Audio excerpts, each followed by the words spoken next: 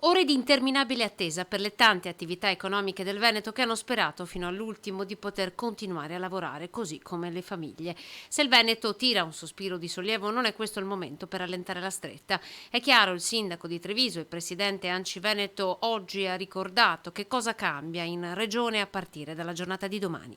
Le attività commerciali potranno rimanere aperte fino alle 18 di sera e parlo della ristorazione, dei bar, delle gelaterie. Per quanto riguarda invece i centri commerciali saranno chiusi al sabato e domenica al netto dei negozi che invece si occupano di generi alimentari. È consentito quindi lo spostamento all'interno della regione e abbiamo fortunatamente evitato di finire nella zona cosiddetta arancione che avrebbe limitato ulteriormente gli spostamenti all'interno della regione. Una boccata d'ossigeno, come l'ha definita Conte, nonostante il balletto dei colori sia durato per tutto il giorno. Potranno continuare, seppur a fatica, a mantenere quel piccolo giro di lavoro che gli consente quantomeno di pagarsi le spese e quindi oggi noi come sindaci ci troviamo a gestire delle comunità che sono leggermente più sollevate. Necessario continuare a comportarsi bene, la capienza dei mezzi pubblici scende al 50%.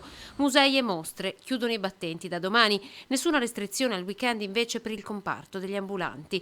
I controlli, se necessario, saranno intensificati. Noi continueremo con i controlli standard, se sarà necessario incrementeremo i controlli, ma soprattutto continuiamo nelle azioni di sensibilizzazione. È fondamentale capire la ratio dei provvedimenti.